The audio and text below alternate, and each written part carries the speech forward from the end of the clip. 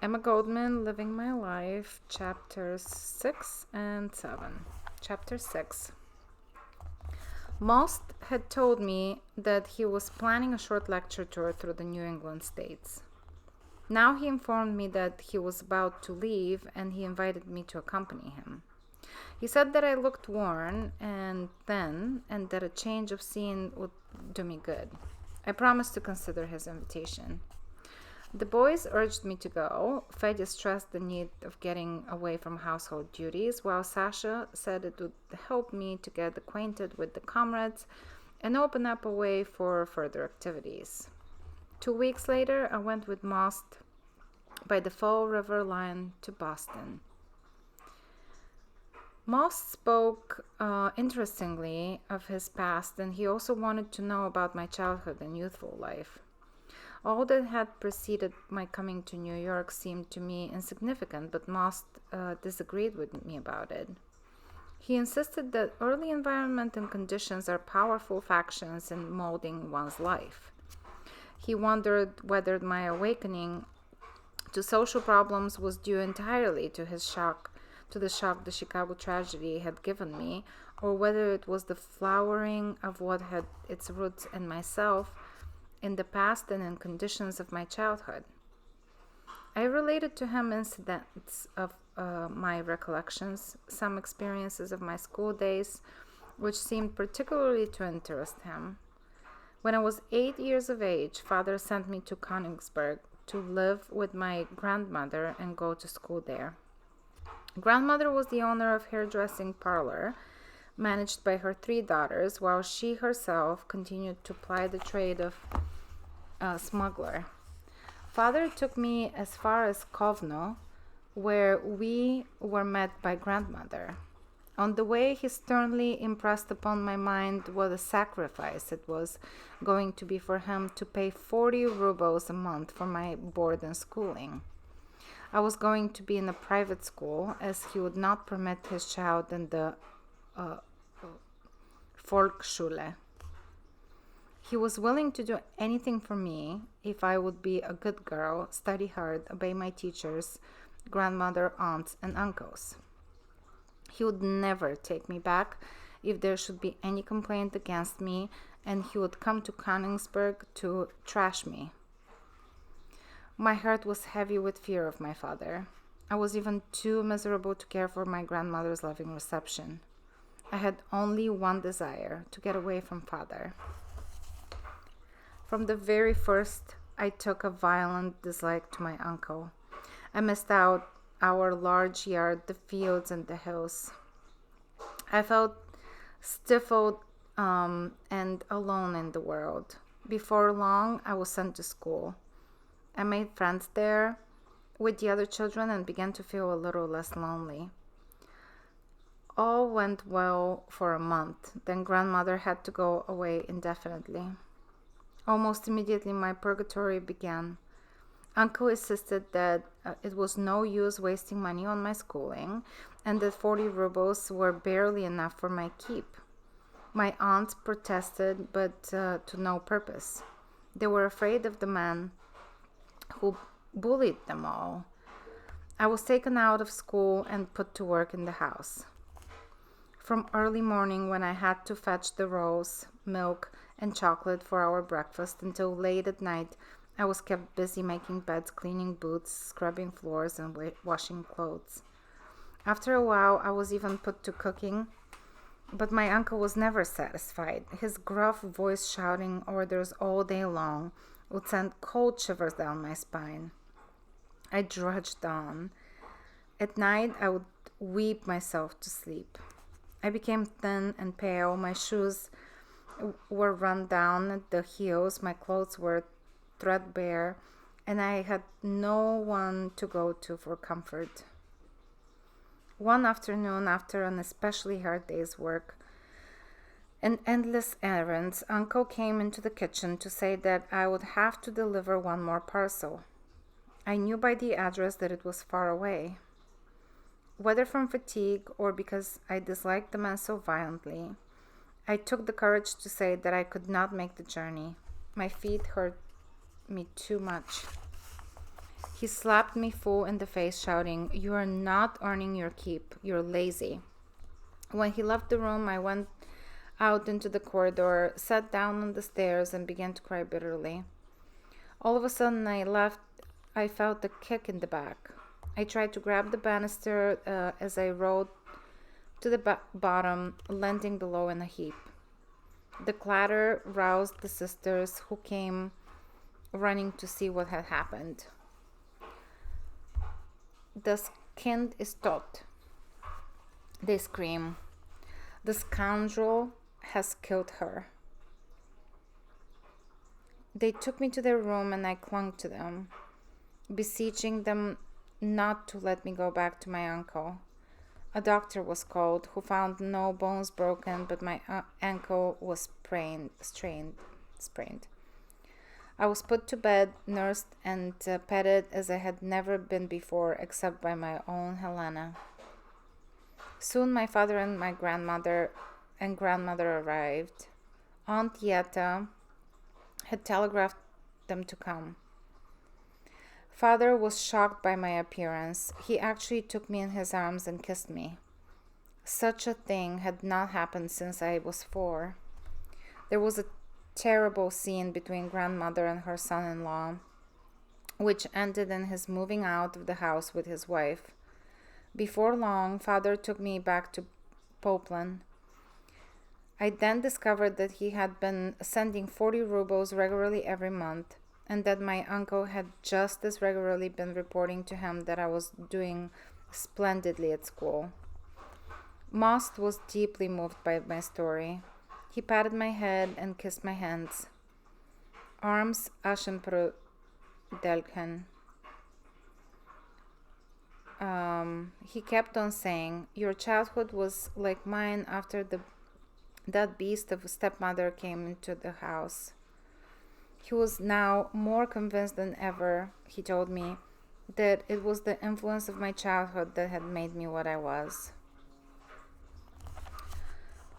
In the winter of the year 1890, the radical ranks were aroused over the report brought from Siberia by George Kennan, an American journalist. His account of the harrowing conditions of the Russian political prisoners and exiles moved even the American press to lengthy comments. We on the East Side had all along known of the horrors through underground messages. A year before, fearful things had taken place in Yakutsk. Politicos who had protested against the maltreatment of their comrades were lured into prison yard and fired upon by guards. A number of prisoners were killed, among them women, while several others were subsequently hanged in the prison for inciting an outbreak. We knew of other cases equally terrible, but the American press had kept silent in the inhumanities committed by the Tsar. When we first learned of the Yakutsk outrage, Sasha and I began discussing our return to Russia. What could we hope to achieve in barren America? It would require years to acquire the language thoroughly, and Sasha had no aspiration to become a public speaker. In Russia, we could engage in conspiratorial work. He belonged to Russia. For months, we went about nursing the idea, but the lack of necessary funds compelled us to give up. But now, with George Kennan's expose of the Russian horrors, our plans were revived. We decided to speak to Most about them. He became enthusiastic over the idea. "Emma is fast developing into a good speaker," he said. "When she will have mastered the language, she will become a force here. But you can do more in Russia," he agreed with Sasha. He would issue a confidential appeal for funds to some trustworthy comrades in order to equip Sasha for his trip and for his work afterwards. In fact, Sasha himself could help draw up the document. Most also suggested that it would be advisable for Sasha to learn the printing trade so as to enable him to start a secret press for anarchist literature in Russia.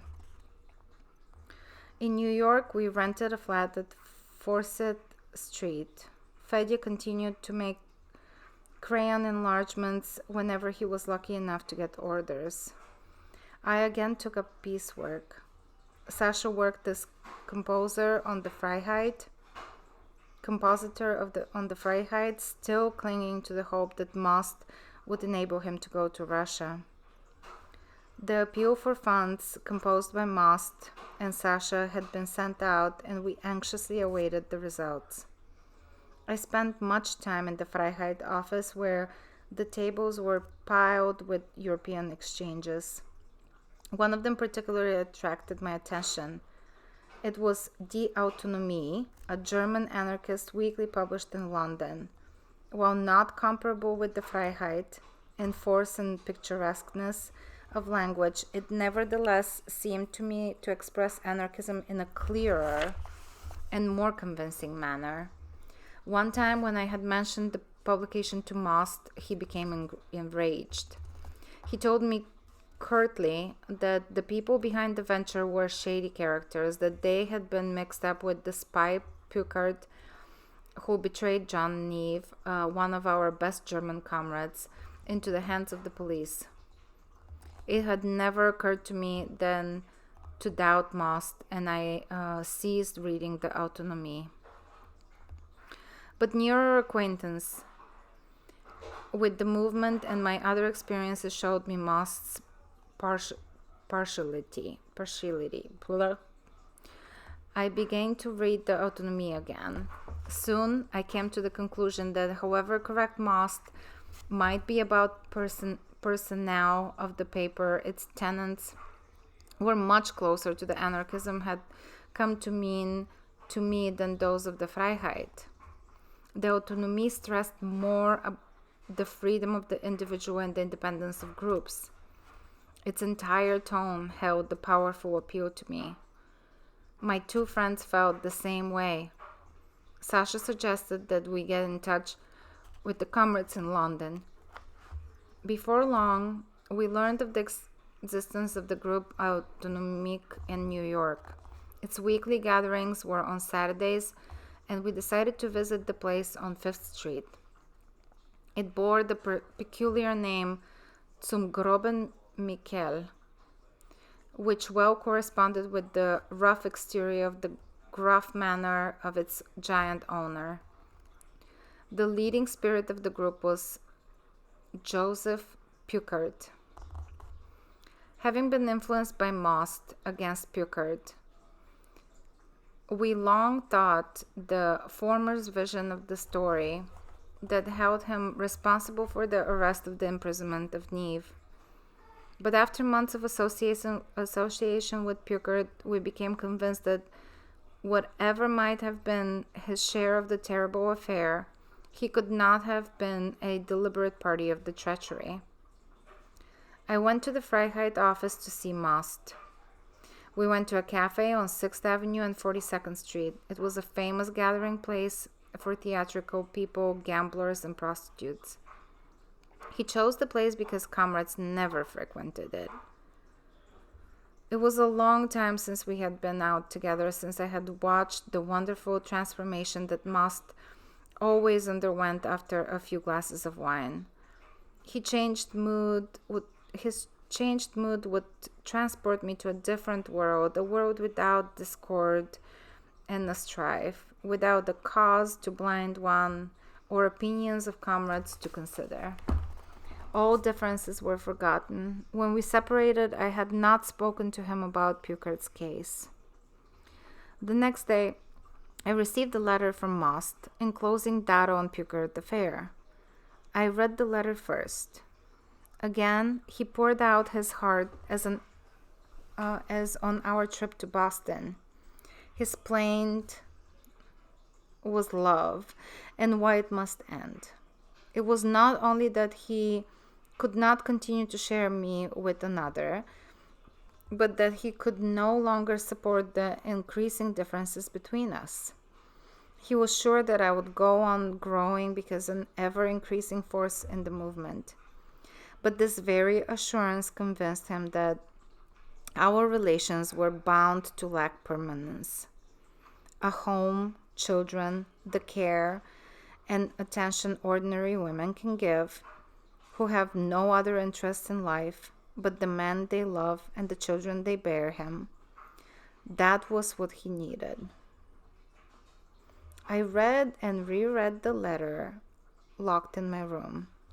I wanted to be alone with all that Most had meant to me, all he had given me. What had I given him? Not so much as even the ordinary woman gives the man she loves. I hated to admit, even to myself, that I lacked what he wanted so much. I knew I could bring him children if I would have the operation. How wonderful it would be to have a child by his unique personality. I sat lost in the thought, but soon something more insistent awakened in my brain. Sasha. The life and work we had together. Would I give it all up? No. That was impossible. That should never be. But why Sasha rather than Most? To be sure, Sasha had youth and indomitable zeal. Ah, yes, his zeal. Was not that the cement that had bound me to him? But suppose Sasha, too, should want a wife, home, children. What then? Should I be able to give him that? But Sasha would never expect such a thing. He lived only for the cause, and he wanted me also to live only for it. An agonized night followed that day. I could find no answer and no peace. Chapter 7. As the International Socialist Congress held in Paris in 1889, the decision had been made to turn the 1st of May into a worldwide holiday of labor. The idea caught the imagination of the progressive workers in every land. The birth of spring was to mark the reawakening of the masses to new efforts of emancipation. In this year, 1891, the decision of the Congress was to find wide application. On the 1st of May, the toilers were to lay down their tools, stop their machines, leave the factories and mines. In festive attire, they were to demonstrate with their banners, marching to the inspiring strain of revolutionary music and song. Everywhere meetings were to take place to articulate the aspiration of labor. The celebration in New York was arranged by the socialists. They secured Union Square and promised to permit the anarchists to speak from their own platform. But at the last moment, the socialist organizers refused to let us erect our platform on the square. Most did not arrive on time, but I was there with a group of young people, including Sasha, Fedya, and several Italian comrades. We were determined to have our say in this great occasion. When it became evident that we could not have our platform, the boys lifted me up one of the socialist trucks. I began to speak. The chairman left, but in a few minutes he returned with the owner of the wagon. I continued to speak. The man hitched his horse to the truck and started off at a trot. I still continued to speak. The crowd, failing to take in the situation, followed us out of the square for a couple of blocks while I was speaking. Presently, the police appeared and began beating back the crowd. The driver stopped. Our boys quickly lifted me off and hurried me away. The morning papers were filled with a story about a mysterious young woman on a truck who had waved a red flag and urged revolution, her high-pitched voice putting the horse to flight. During the winter, Fedya left for Springfield, Massachusetts to work for a photographer. After a while, he wrote that I could have a job at the same place taking care of the orders. I was glad of the chance. It would take me away from New York, from the everlasting grind of the sewing machine. Sasha and I had been supporting ourselves with piecework on boys' jumpers. Often we worked 18 hours a day in the one light room of our flat, and I had to do the cooking and the housework besides. Springfield would be a change and a relief. Fede was so successful with his work that it seemed folly to keep on enriching our employer. It occurred to us that we might start out for ourselves and have Sasha with us.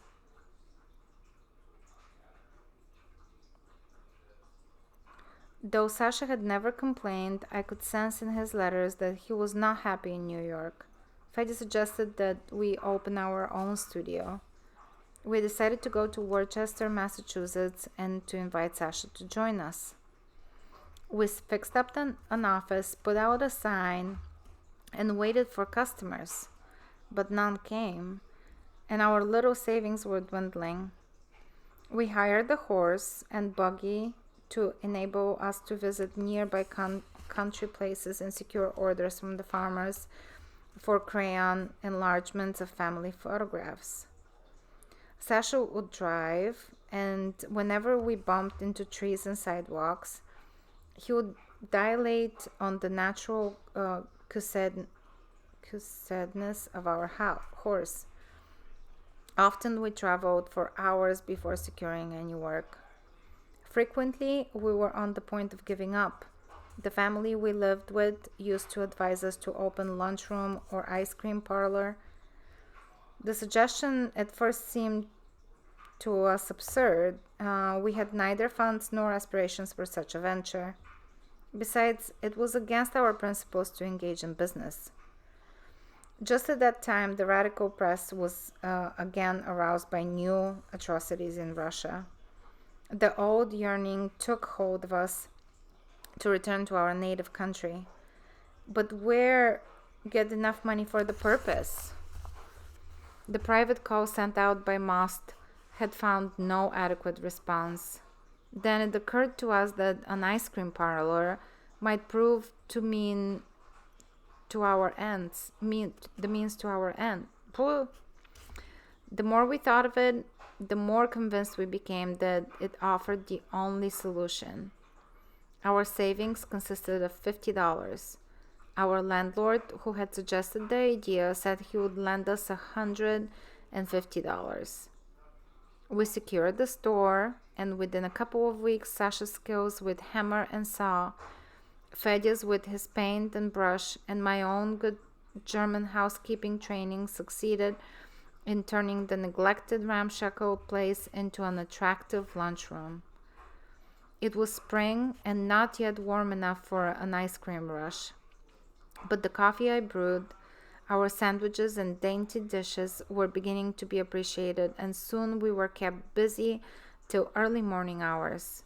Within a short time, we had paid back our landlord's loan, and were able to invest in a soda water fountain and some lovely covered dishes.